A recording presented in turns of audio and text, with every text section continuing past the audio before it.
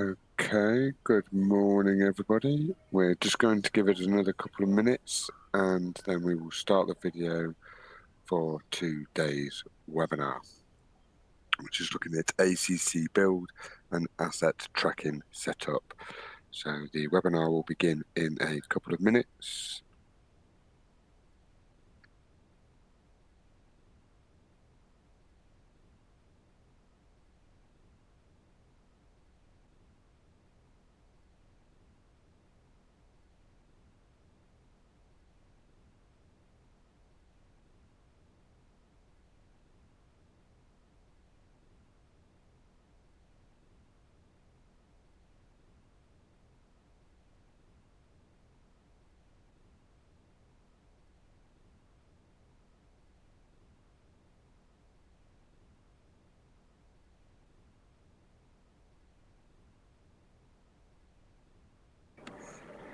If I could ask that if anybody has any questions, if you can type your questions into the Q&A section, then I will look to answer them either at the end of the webinar or as the webinar is progressing.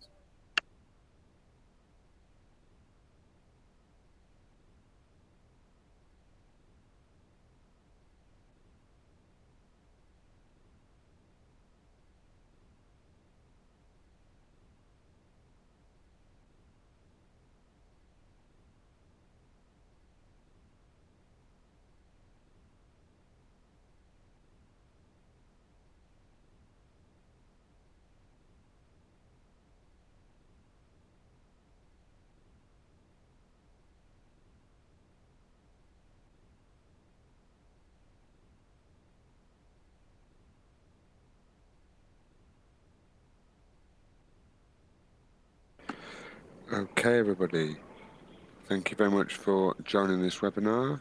We are now about to start the presentation. As I say, if you have any questions, please use the Q&A section in the box to your left or below. Okay, thank you very much and enjoy.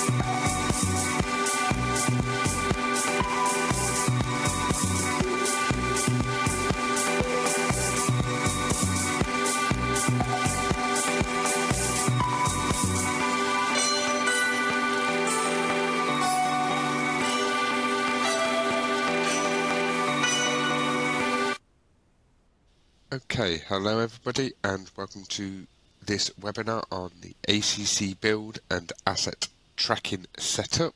My name is Matthew Smith. I am a technical consultant here at Greytech. A bit about myself: I have 10 plus years industry experience working for a number of different architectural and structural engineering practices. I am a chartered architectural technologist and BSI approved associate consultant for ISO 19650 delivery. Obviously, my focus at Greytech is helping customers with ISO 19650 adoption and the Autodesk Construction Cloud implementation. A little bit of personal information about myself is that I am a very big fan of cricket. I both love watching and playing. the game. So the breakdown for today's webinar is that we will be starting off with an introduction to the Autodesk Construction Cloud and the assets area. From there, we will be looking at how we set up our categories, then create the different status sets that we want for our asset register, then how we can create custom fields and add them to the relevant asset, and then we'll be looking at the permissions as to who can view, edit and manage those assets within our asset register, finishing off with an overall conclusion.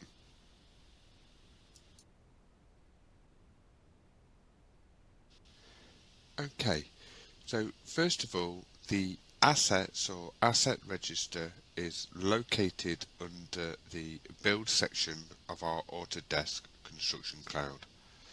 Here we can see I am under assets and I've currently listed all categories within my asset register, and here you can see all the elements that I have or assets that I have created.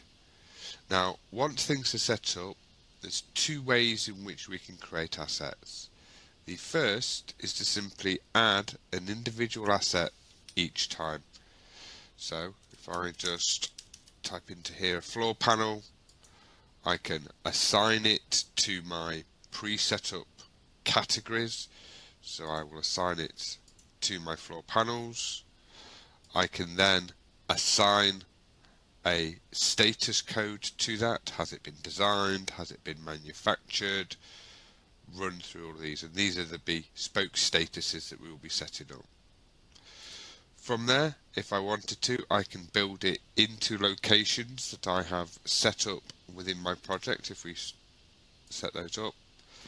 And now here I can just do a description of the panel.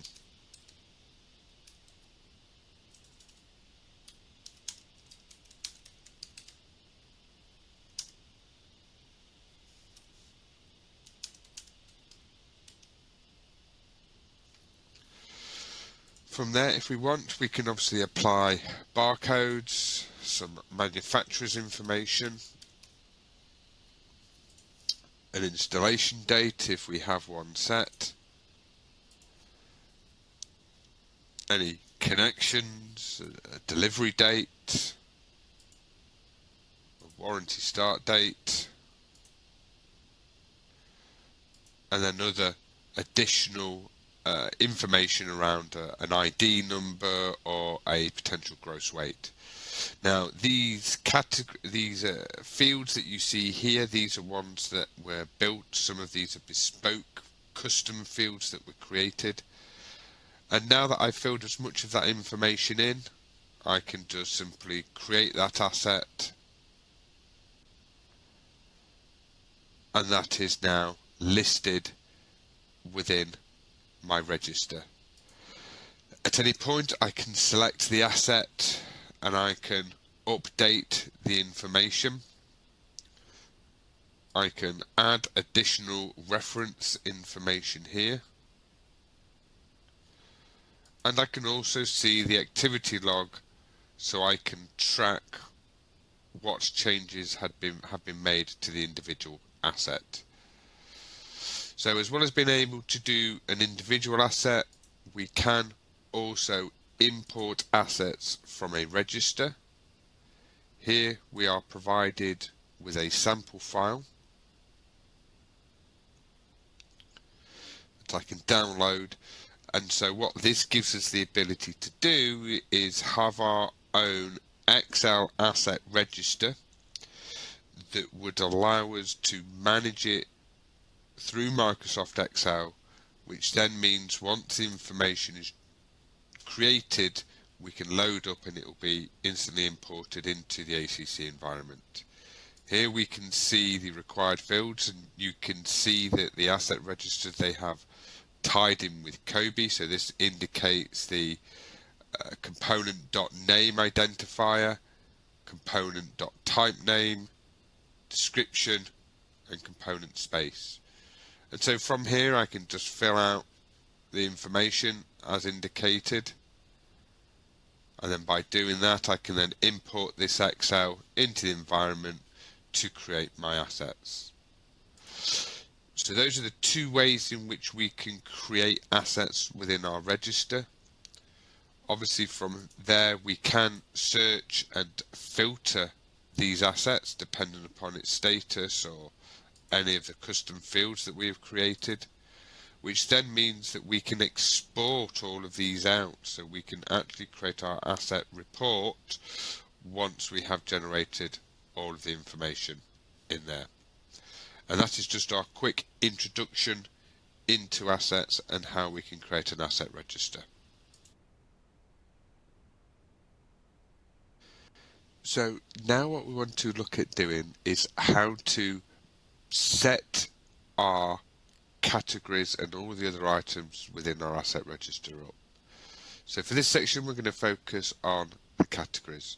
So you can see here that I have in my main register I have broken down it into categories for cladding elements, internal works, and then from there I've been able to break down subcategories. Now to do this, first of all, we're going to come to the settings section, and here we can access the categories area. From here we can simply create a category. And so within here we can give the category a name. So for this we could look at doing external doors. And it is at this point we can assign our status set. Now you can see I have 3 different status sets here that I can use. For this I'm just going to use the grey tech one. Now that I've done the status set, and you'll also note that we can create a new status set whilst building our categories. From there I can then add any customized fields that I want to be included within this category for when I create an asset. So now that I've done this I can simply click create, and now I have this here. Well, now that I've done that I can then create a further subcategory, which means that this as external doors could be the ironmongery. Again, it's inherited the category name and the status set, but here again if I wanted to I can apply different or additional custom fields if I want to. And so you can see that we can just continue to create further subcategories within our tree, breaking our asset categories and asset register down and down. And so from here we would build all of this up, and all of this information can be templated so that when we start a brand new project we have all of our categories listed. Now, as per the Excel that we saw, the categories is what we would classify as the Kobe.component type name. So when you are listing out your categories, then obviously we want to link it to the component.type name. Once we have created the categories within the ACC environment, when we are filling out our input schedule, we must show them as per the example here. So in line with the one that we have just created, I would go external doors, ironmongery, and then apply any further subcategories if there were. So external doors, ironmongery, to link that through.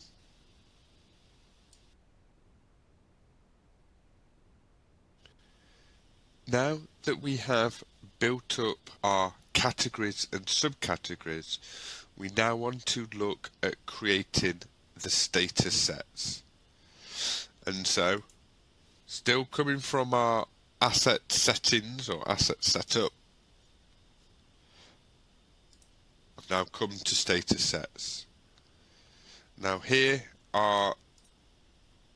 we have the default one, which is automatically provided to us by Autodesk when we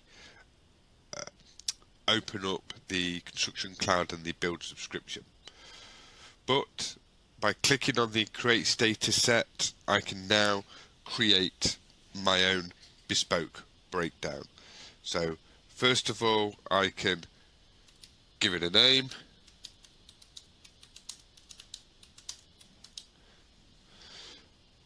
And then give a descriptive breakdown as to what this is for.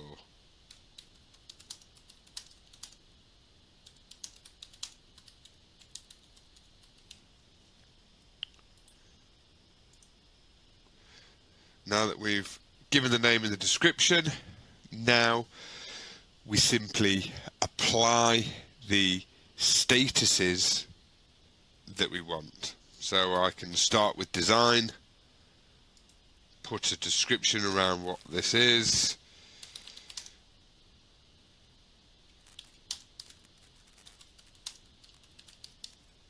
so that we have an understanding, and then now I can choose the colours that I want to do for that. And so from here I can just continue to add status, build out how we want it to be,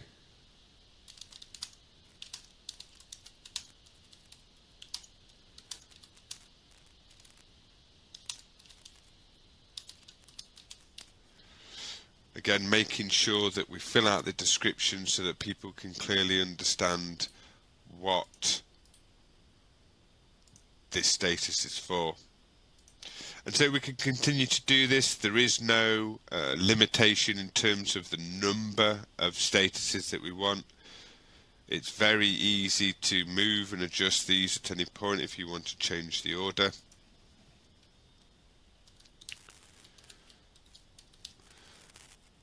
And again, as we go through and build this up, these statuses are stored within our ACC company template. So I'll just do this. And obviously we do get the ability to spell check, which is always nice. And so now I can add the final status, let's say. And again the final description.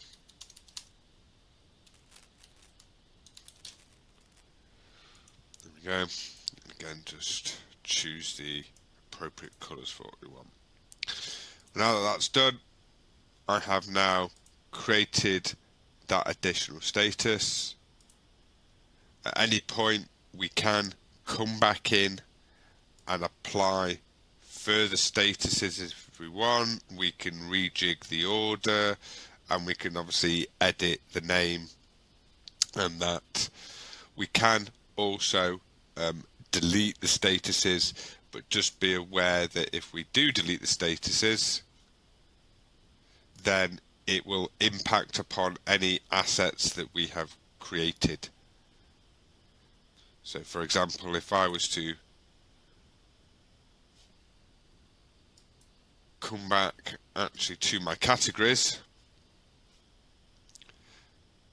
and the new category that I created a moment ago, which we did for external doors, I can now choose the new status set. Here I'm looking at the visibility, so everyone who can view assets can view this category and create. Or again, it's just selected members, roles and company can access this.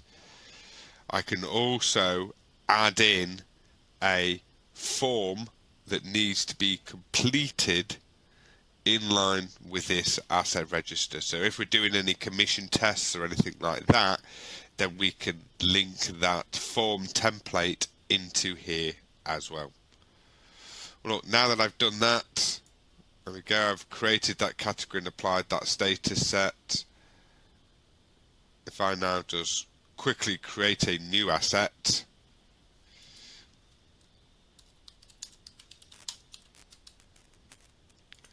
assign it to the categories,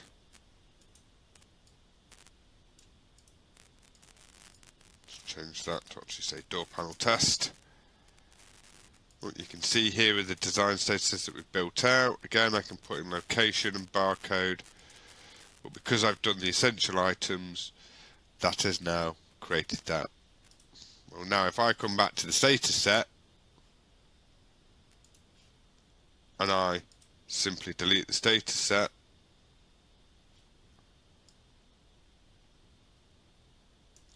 it will not allow me because it has already been assigned to a category. So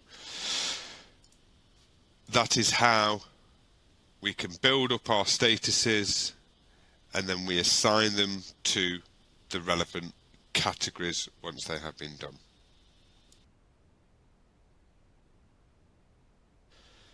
Okay, so now that we have created the categories and the status set for our asset register, we now want to look at the custom fields that we can create. Now it is within these custom fields that we are essentially building out the data that we want to include within our asset or asset register. Now for something like this, if we used, for example, a product data template, here is all of the asset information that we may be required to provide for our asset register. And so if I look at the operations and maintenance, there is potentially a warranty ID or expected life field that I would need to create. And so to do this, again, if I come to the settings and custom fields, here I can create my custom field that I need to. And so again, if we look at our product data template for what we need, I can look at providing from an operations and maintenance an expected life, which we've indicated here as years. So based upon that, I'm going to go expected life, custom field type. Now because I'm looking at expected life and it's years, then I can look at doing it as a numerical field type, which would allow me to provide numbers. I could choose a text field, which would allow me to do both text and numbers. I can do a straight pass and fail, yes, no, or I can do a drop down where I can obviously give a variety of options, therefore controlling the response that I want entering into this custom field. I can have multiple select options, so again it would be a drop down field, but I would be able to choose multiple results for that. Or finally, I could do a date, whereupon essentially I pick a date by when the expected life is due to finish. Well, for this I'm just going to do it as a numerical type. I can now put on the description,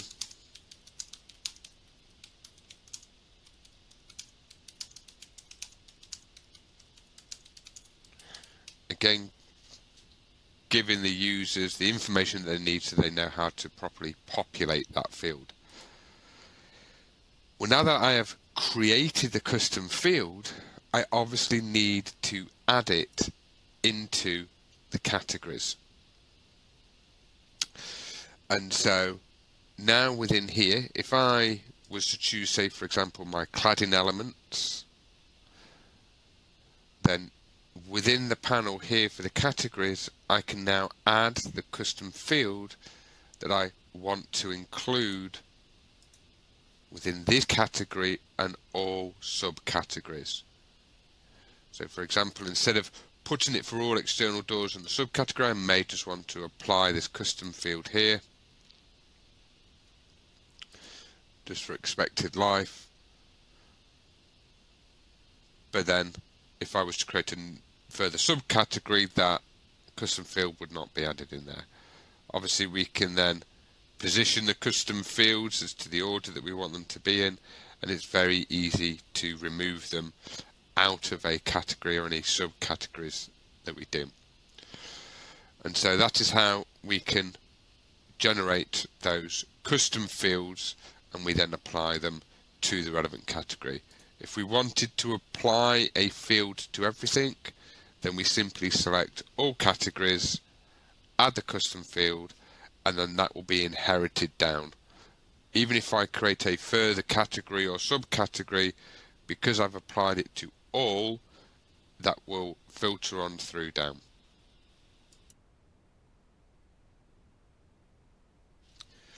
Okay, so now that I have built up all of the settings for my assets and asset register, I now want to look at providing the access or permission levels to the relevant people to create these. So again, first of all, I'm just going to come to the settings, and I'm now going to select permissions.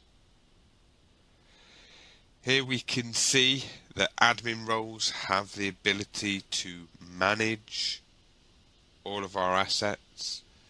Well, now from here I can add the members. Now whenever we are talking about adding members to any ACC project or ACC company template, we ideally want to look at roles, because it is roles that will then be stored and templated, whereas if I was to add a user, then those permission levels would not run through. And so now if I just choose my BIM manager or BIM coordinator, then I'm now going to give them the permission level.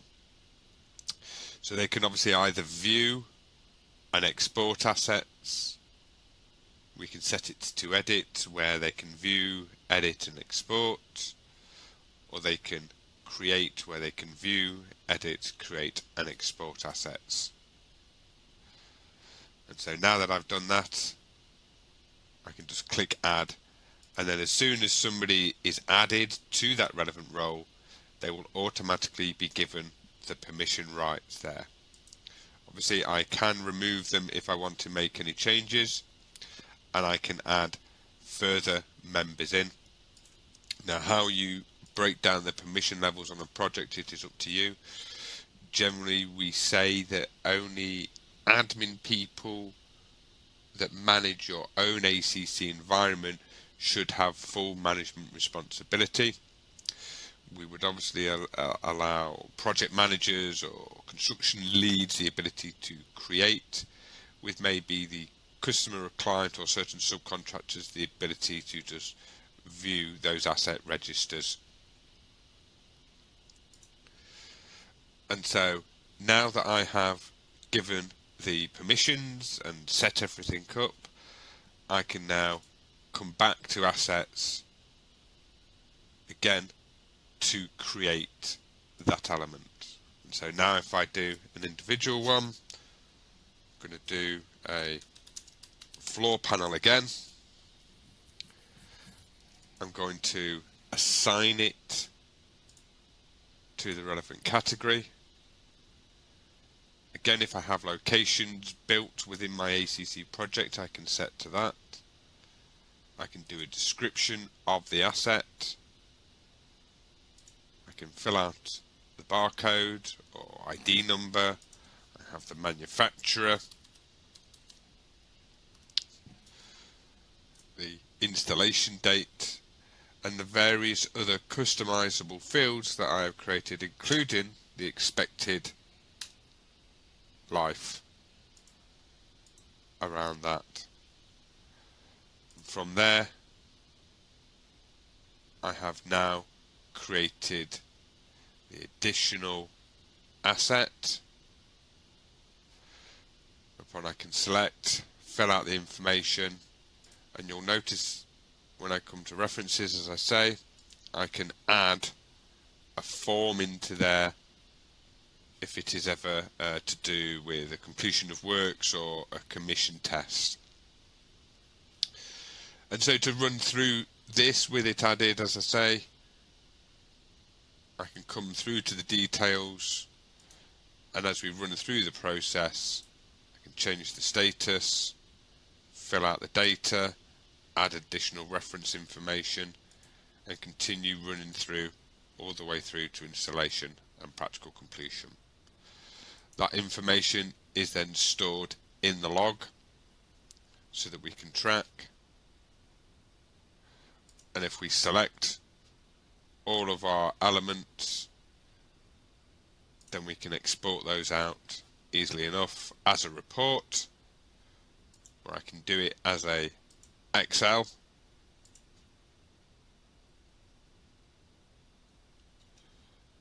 That is now completed, whereupon I can download that Excel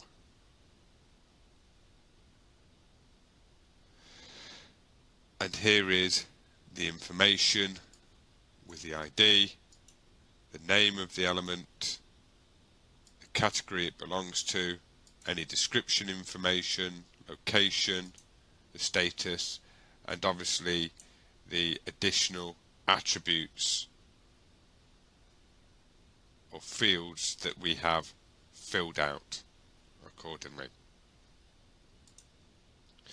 And so that is how we can build up our asset and asset register via the categories, customizable fields, status sets, and giving permissions. This model section is where we can link our Revit model and the family components that are within our model. We can tie that into our asset register, and that is what I shall be covering in our next webinar. Okay, and there we have the process for setting up our assets or asset register on the Autodesk Construction Cloud. And so to conclude, by creating an assets or asset register on the Autodesk Construction Cloud, this can help improve our visibility as the assets provide a centralized and digital repository for all of our equipment, materials and tools that we use within the construction project. The Construction Cloud also offers enhanced asset tracking, as it allows us to track the assets in real time, helping us to monitor their movement, usage and status. ACC also enables the scheduling of preventative maintenance and inspections for asset, so therefore regular maintenance can be extended through the lifespan of the assets and then hence reduce downtime due to unexpected breakdowns. The Autodesk Construction Cloud obviously offers enhanced collaboration, and the features in ACC allow the project teams to share asset data, track the changes and coordinate asset requirements more effectively, obviously leading to improved communication and collaboration. Also, the compliance and reporting that we can get from the Construction Cloud means that assets can be tagged with the relevant compliance information, ensuring that they meet regulatory and safety requirements, and these reporting tools obviously help generate our compliance reports and the audit trails. And so because of this, we have a streamlined handover. Because the assets can be linked to project data and documentation, it means it's easier to manage our handover process from construction over to the facilities manager. And so this improves or supports our asset lifecycle management, as the entire asset lifecycle from procurement and construction to operation and maintenance is reported and supported within the ACC environment, and this holistic approach ensures that assets are managed effectively through the whole project lifecycle. I'd like to thank you very much for your time, and I will now answer any questions that anybody has. Okay, does anybody have any questions following that presentation. If you'd like to use the Q&A section, if you have any questions, I will look to answer them now.